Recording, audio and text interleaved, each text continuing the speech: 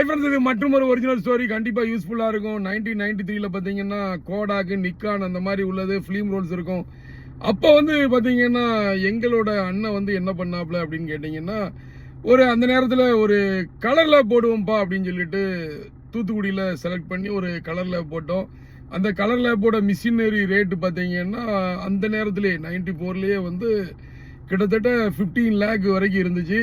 சரி, ஒரு ஆள் போடுறத பார்த்து நாங்களும் போட்டோம். திரும்ப ரெண்டாவது அந்த ஃபிலிம் ரோல் ஓடிக்கிட்டே இருந்தது, நல்லா வந்து பிரிண்ட் போடிக்கிட்டே இருந்தது. அப்போ பார்த்தீங்கன்னா புதுசாக வந்து இங்கே திருநெல்வேலியில் ஒருத்தங்க வந்து போட்டாங்க. அவங்க எப்படி போட்டாங்கன்னா, கம்ப்யூட்டரில் வந்து ஃபோட்டோவை பார்த்து பிரிண்ட் போடுற மிஷின் அப்படின்னு சொல்லிட்டு அவர் ஒரு 27 லட்ச ரூபாய்க்கு வாங்கினார்.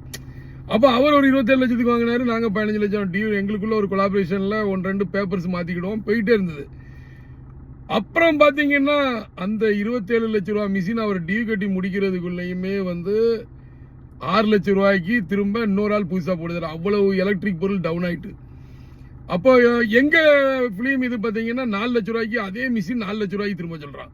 நாங்கள் பேங்க்ல டியூ வாங்கி ஓடிக்கிட்டே இருக்கு.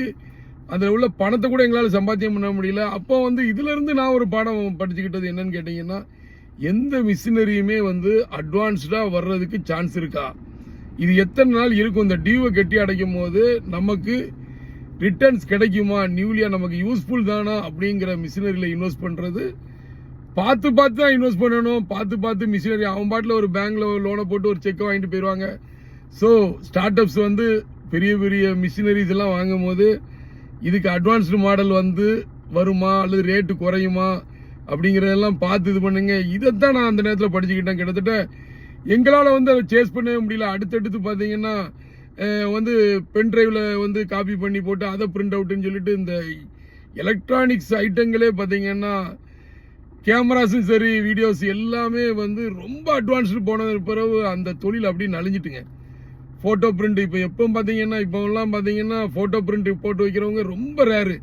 எல்லாமே உடனே வந்து ஷார்ப் காப்பி வாங்கி அப்படியே வந்து லேப்டாப்பில் ஸ்டோர் பண்ணி வச்சுக்கிட்டு எனி டைம் போட்டுக்கிட்டு தாங்க. தேவையானது ஆல்பம் வந்து தேவைன்னா தான் பிரிண்ட் போடுறாங்க. ஸோ எந்த தொழிலுமே வந்து நம்ம மிஷினரி வாங்கும் போது அட்வான்ஸ்டு மாடலை பார்த்து வாங்குங்க.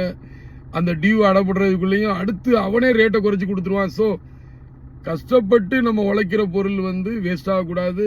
நாளும் பொழுதும் ஓடிக்கிட்டே இருக்கும் பிஸ்னஸில். ஸோ பார்த்து இன்வெஸ்ட் பண்ணுங்க. இதைத்தான் நான் அந்த டயத்தில் கற்றுக்கிட்டேன். மற்றும் ஒரு ஓன் ஸ்டோரியில் சந்திப்போம். நல்லா பிஸ்னஸ் பண்ணுங்க. நன்றி. நான் விஜய் சேரன். மற்றொரு சந்திப்போம். நன்றி.